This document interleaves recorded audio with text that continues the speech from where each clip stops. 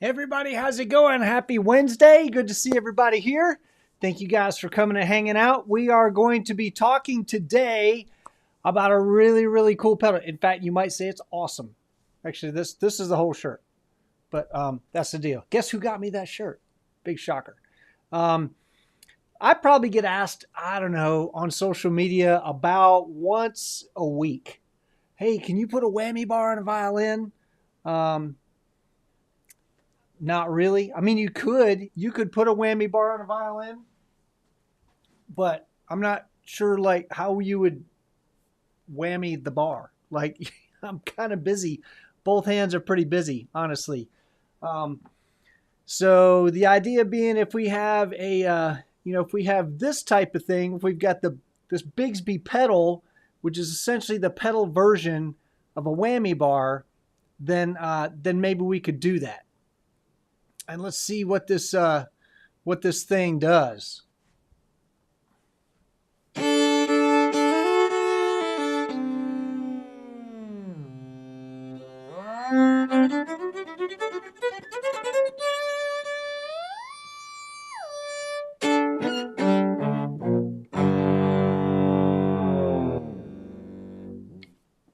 All right, so that is the pedal. And then let's see, what can we do here? I think I had some stuff that I forgot to put up.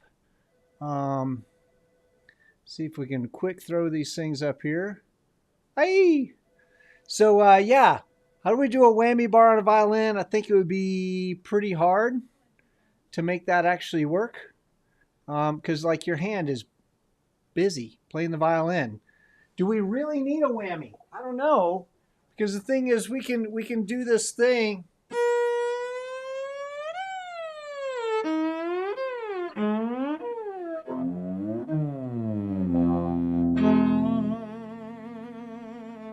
So I don't, like, do we technically need a whammy bar? I don't know. But the thing is with this pedal though, it can do more than just whammy stuff. It's got adjustable intervals. It can go up and down. You can hook it up and control it with Midi. It is expression pedal compatible. There are a bunch of things that this pedal can do. So we're going to get into all that. We do, but that is not the topic of this particular chat. So yes, this violin has mechanical pegs on it.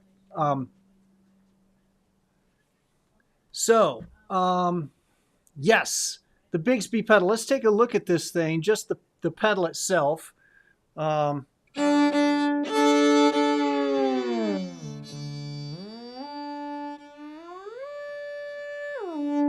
So it can go both ways and go up and down. And this is what the pedal looks like. Pretty cool little setup. It's got, let's come back here. It's got some knobs and buttons on it, and we can talk about those too. It's got two little mode switches on it. I highly recommend, if you're going to get this pedal, read the manual. The manual is pretty complicated, but the pedal is a little bit complicated. It's got a lot of functionality. I won't say it's complicated. It's pretty simple. It's got three knobs and three dials and a button. So it's pretty simple from that standpoint, but has a lot of functionality. MIDI controllable. You can hook it up to an expression pedal and do some other things with it. So the rate of so let's talk about that. We haven't used the rate on this at all. Right now the rate is set to 0, which means it doesn't actually do any oscillating. If I'm going to play it and push the foot down, but if I turn the rate on, the rate is now pulsing.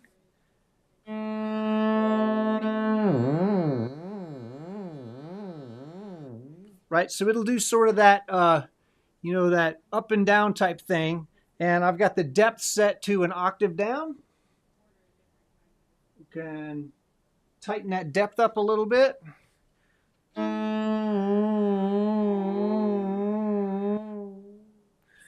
So we can speed the rate up a little more.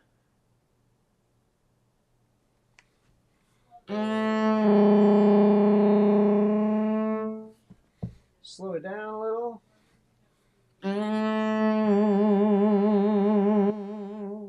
I had somebody ask me before whether it can do like vibrato. Not like you can do vibrato with your hand. I don't know that this is really the pedal you're looking for to do vibrato. I think you should probably do your own vibrato, but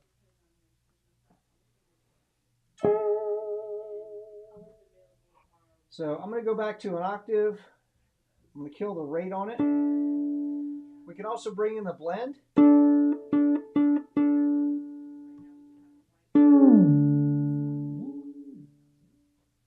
So you don't have to go full wet with the signal.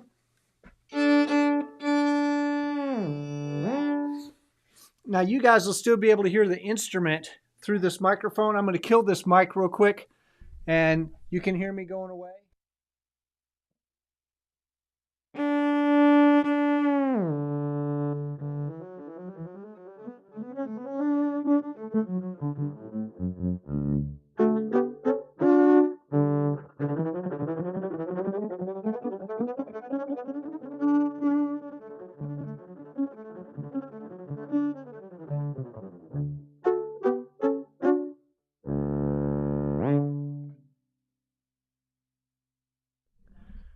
Bringing the mic back in, that was all 100%. What you were just hearing was going all through the pedal. You couldn't actually hear the mic in the room there. So it does track pretty well, I think.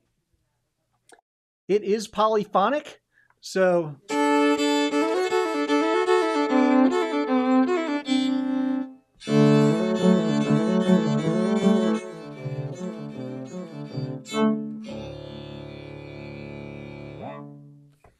it is polyphonic, and it can go polyphonic up as well.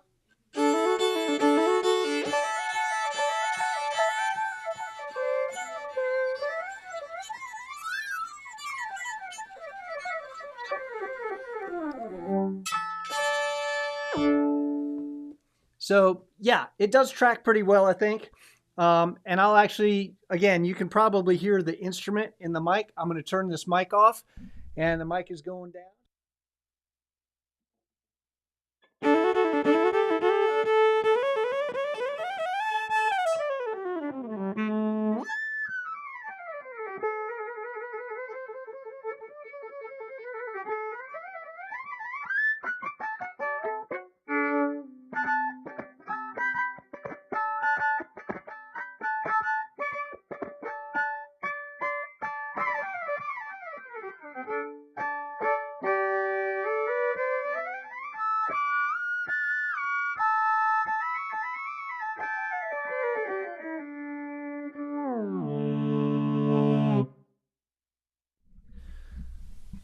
All right, got the mic back on, so now you can hear me talking. So yeah, I think it's a pretty stinking cool pedal. Again, it is now set to an octave up and down. The up and down are both separately selectable on this pedal, so you could have like an octave down and a whole step up if that's what you wanted to do. You can use it as a, basically use it as a pitch shifter.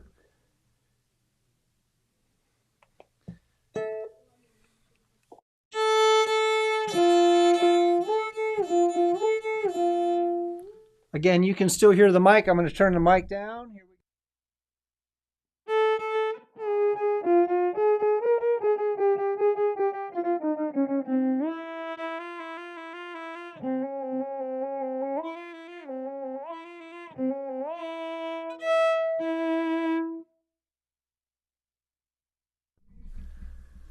And if you wanted to get a blend on that, let's bring in a blend.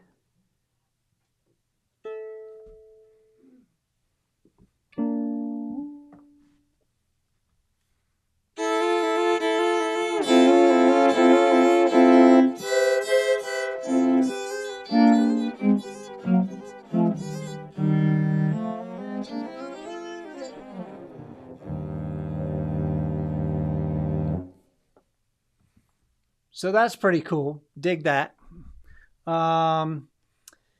Yeah, so I will try to get to some of these other questions later because it's kind of a different topic than what we're doing. But I will get to all that later. Yeah, Pete. So the deal is that's on topic. Yeah, you do get a tone change because when it shifts the pitch, it also not only shifts the fundamental, it shifts all the overtones too. So there aren't any pitch shifters that only shift the fundamental and don't also shift all the over and undertones. So yeah, you do get a total tone change. Um, and I'll mute the mic again.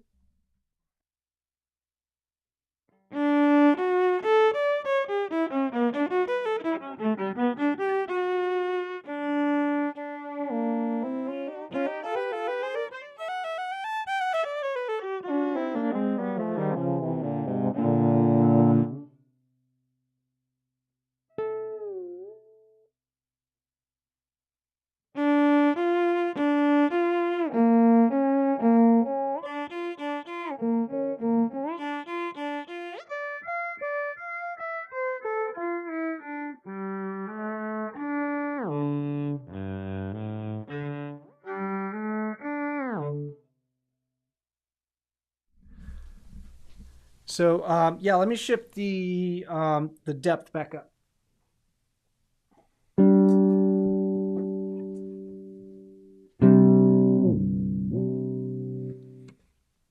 So yeah, it is now to an octave down and an octave up. Price range, yeah, that would be an excellent question. I probably should have looked that up.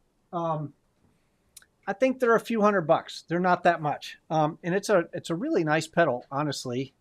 Um, really high quality of construction. I've been stomping on this thing and jumping around on it for the last couple of days. It's a lot of fun. I dig it. And yeah, so let me show you a couple of these things. Here's the depth knob where you can change the how far down it goes. And then here is your rate knob. It actually shows you, it'll show you how fast it's going to pulse. Here's your blend knob. That shows you that that'd be a 50% blend. And then here's completely wet. And then to change modes, there's a little button right here. You see these just went red. So this is now how far my pitch shift up is. This is tone, so I can adjust tone of the pitch shift, which is going to address something Pete was talking about. And then this is if I want to detune that pitch shift as well. So a lot of functionality on that. A lot of functionality on this pedal. It's a very, very cool pedal. I like this a lot. I don't do a ton of this type of pitch shifting, so it doesn't need a place on Matt Bell's pedal board. But I don't know. There are some pretty cool compositions out there. Genevieve Noble wrote a piece called Driades that uses a whammy pedal for pitch shifting. And I think we'd have to look at whether this pedal could actually do that as well, because it's pretty cool. And if you like being able to do dive bombs and like scoop ups, also pretty cool. And the fact that you don't have to like pitch shift all the way.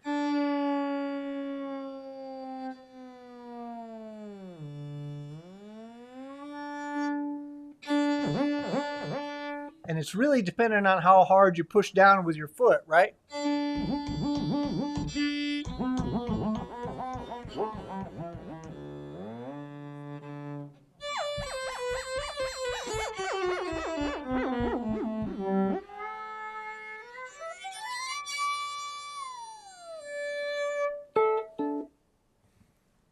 It's a lot of fun. I dig this pedal a lot. And if you're big into the Midi control thing, you want to have all this Midi controllable stuff, which I'm very much just dipping my toe into, all of the functions on this pedal are Midi controllable. And the manual that's over here, several pages, can explain how all these different functionalities can be controlled by Midi. I'll show you the manual.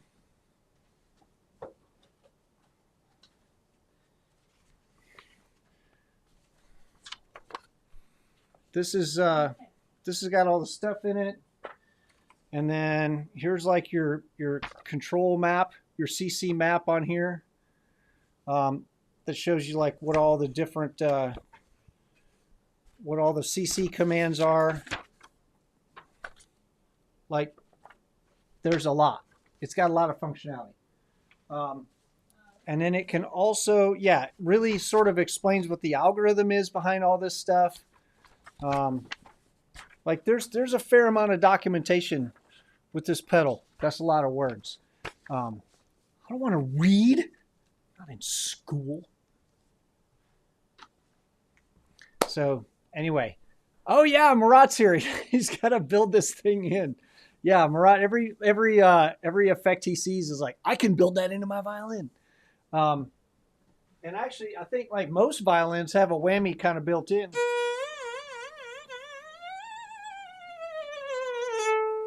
That's always been my answer to people. They're like, hey, can you put a whammy bar on that thing? I'm like, I don't really need one, right?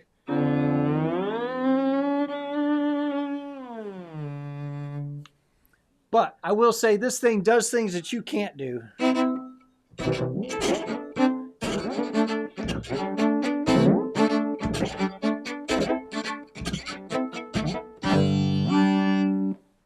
That would be pretty hard to do by yourself.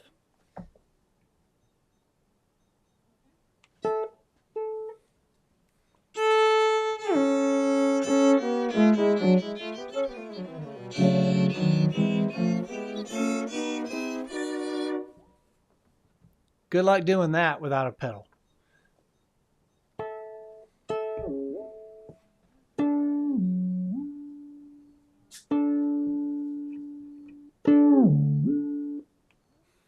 So yeah, and also it would be pretty hard on your bottom note.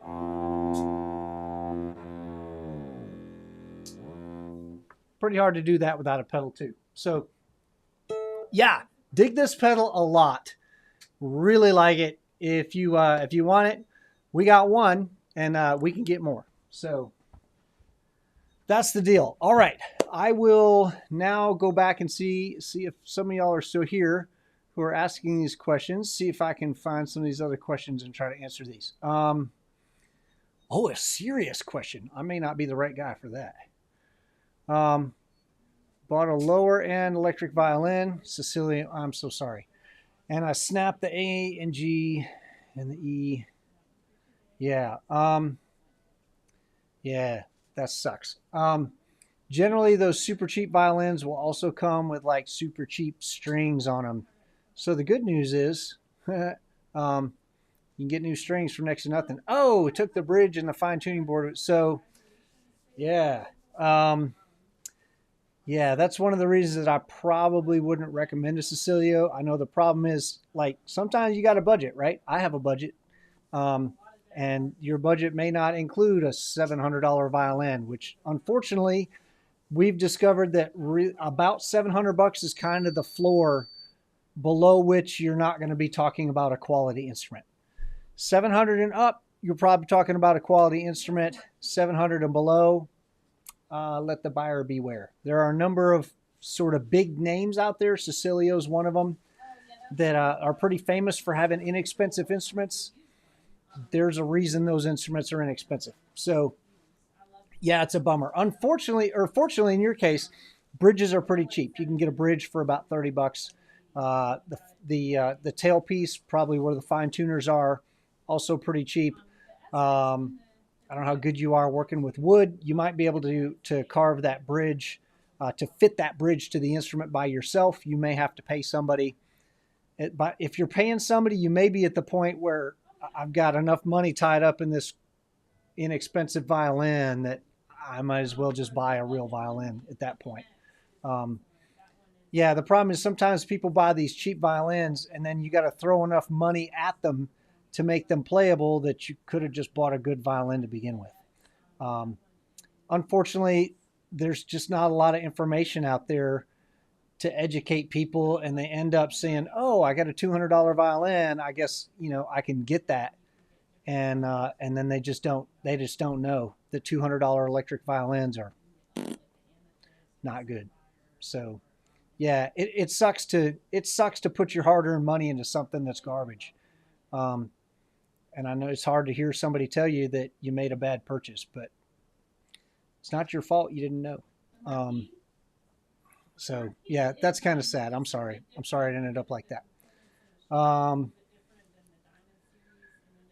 Trying to save up for YEV. The price has gone up. Yeah, the price on I don't know if you've been around much, but the price on everything has gone up. How to pedal like that sound with a YEV? Well, it's not going to sound as good as it does with an ETJ. This is a really hot violin, by the way. We just got this in. And if you're looking for a 6-string handmade instrument, OMG, this thing is amazing.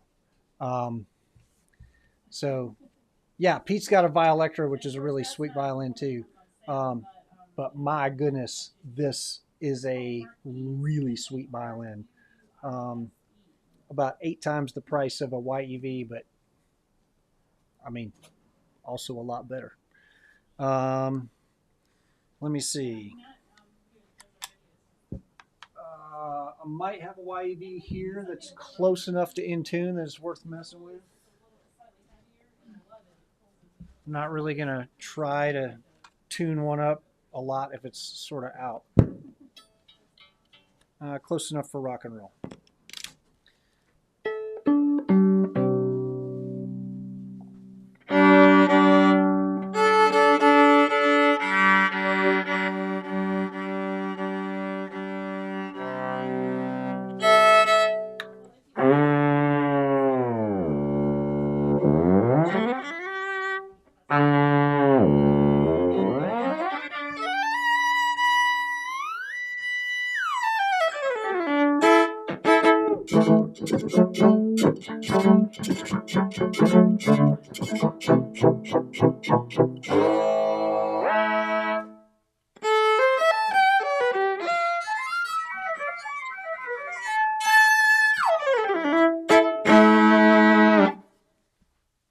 So yeah, I mean, it's going to work with pretty much any violin you plug into it.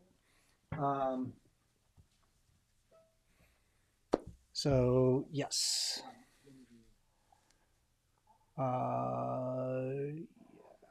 Yeah. So yeah, kind of a short stream today. We're only going to go about 20 or so minutes, but those, yeah, I really like this Bigsby pedal a lot. And I'm going to unplug it. So hang tight.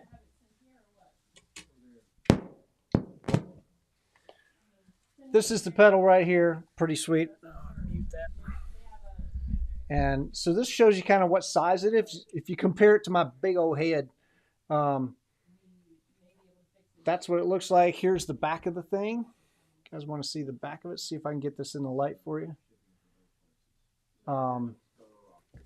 Can't tell if it's focusing on that or not. But yeah, so here's your in, your out, your expression pedal. You can invert it if you want the heel down to go, you know, if you want this way to be pitching down, you do it one way. If you want this way to be pitching up, you just switch the inverter on there. There's your MIDI control.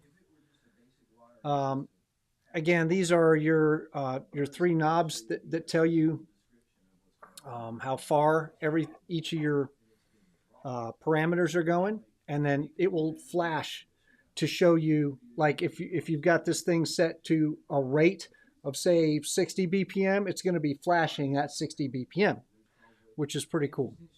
Yeah, it's a little bit heavy. I don't know how many pounds. I'm not a scale, but it's a little bit heavy. But it's a really substantial pedal. Like you can really reef on this thing. You're not going to hurt it. You can see how big the spring is in there. Yeah, the spring-loaded thing is nice. When you take your foot off, it's going to pop back. Same thing here.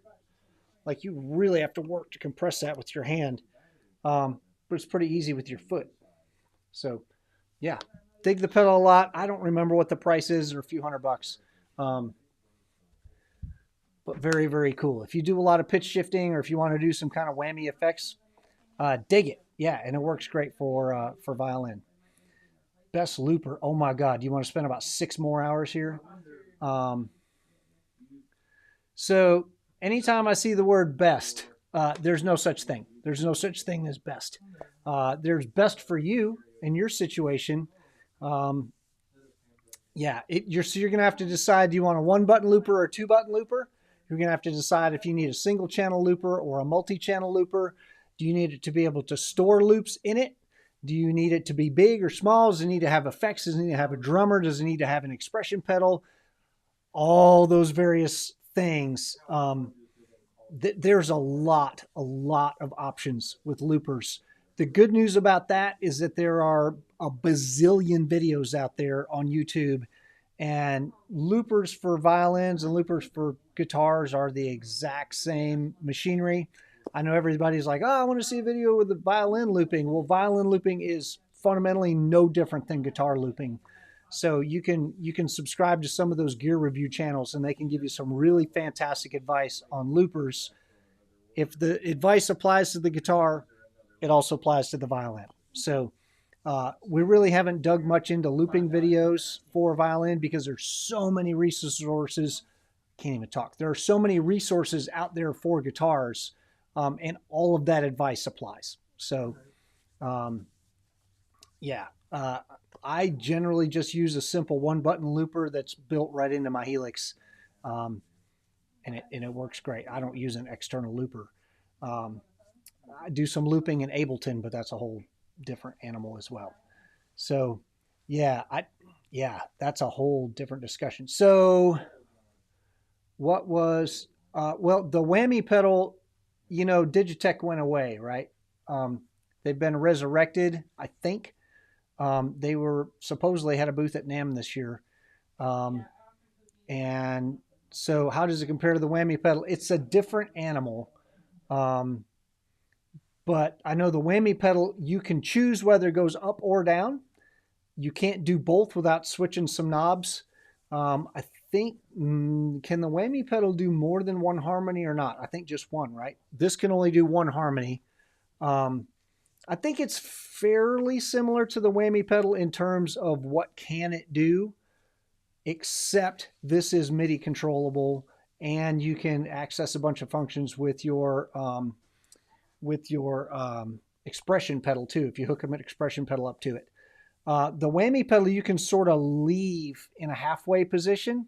This is spring loaded, so you can't, right? So it's either level or you're moving it actively with your foot, but you can't put it like halfway down and then just take your foot off and leave it like you could do with a whammy pedal.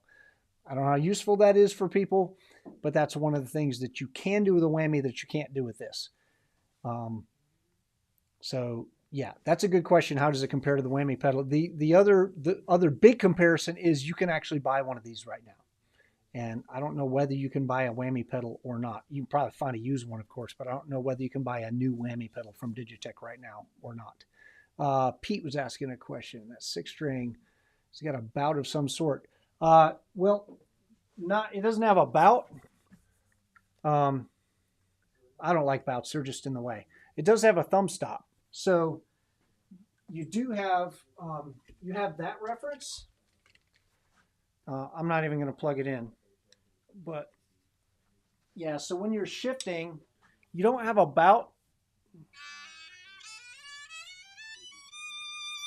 So you don't have anything that's going to make you contort. But, generally use your thumb stop.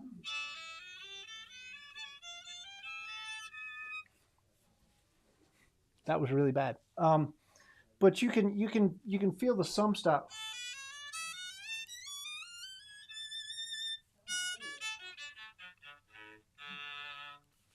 So the thumb stop should be a pretty good reference for you. You get used to playing one without a bout. I don't remember if your violin has a bout or not, Pete. But no, nothing here. Just the thumb stop in the back. Do I know a good way to eliminate feedback? Yeah, get an electric.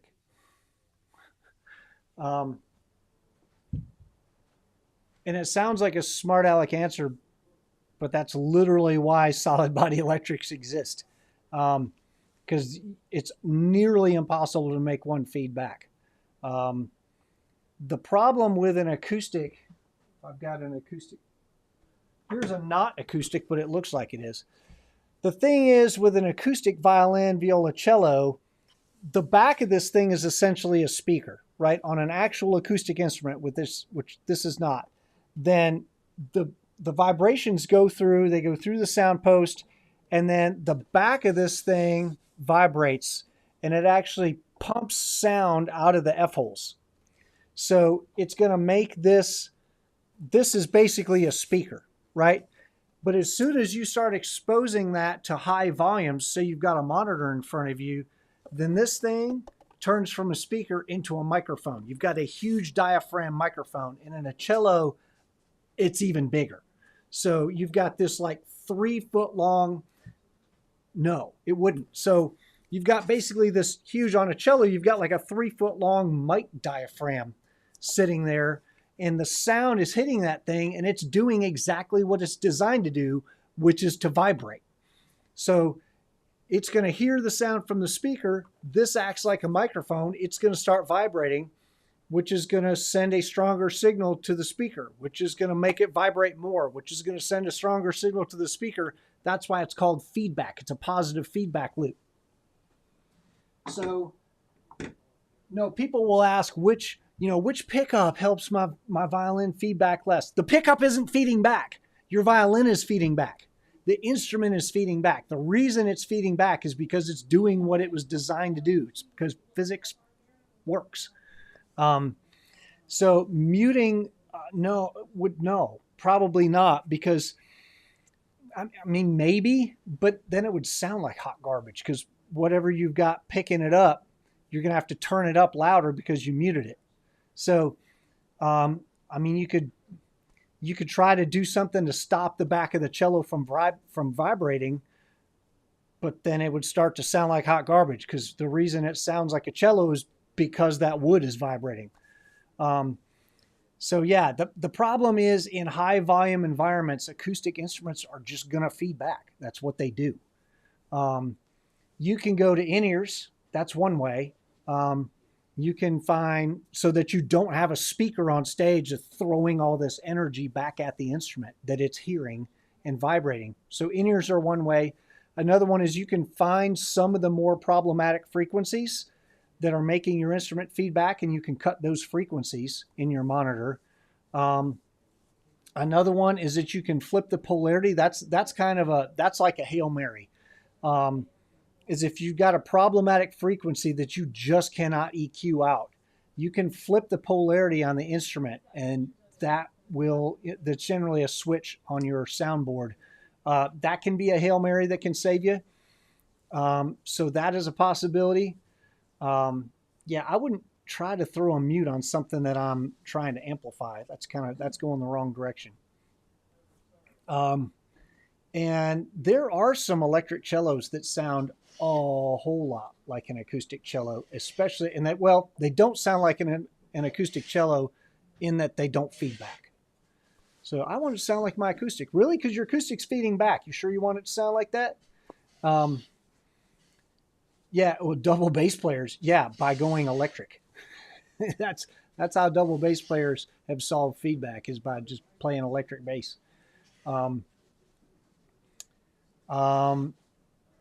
Yeah, and then the other thing, that in an acoustic electric violin, there are purpose-built, and I don't have one sitting right here, and I'm not going to run all over there and grab one. A purpose-built acoustic electric violin or acoustic electric cello is going to have a thicker backplate than your nice acoustic, so that it still does vibrate. It still has that woody resonant sound that you're going for. Not quite as much as your good acoustic, but it's also less likely to feed back. You're kind of splitting the difference, right? So if you've got an acoustic with a pickup on it, it's going to be a feedback monster in high volume situations. A solid body electric isn't going to feed back at all, but you lose all that sort of woodiness and resonance. The acoustic electric is kind of trying to go halfway between the two. It still can feed back, but you got to work harder at it. But it is going to sound more like an acoustic. I just use impulse responses, and I don't really have time to get into all that today, but we've done some videos on impulse responses. If you want your electric instrument to sound like an acoustic, impulse responses are kind of like the holy grail on that. So yeah, I hope that answered your question without going like too deep into that. Yeah.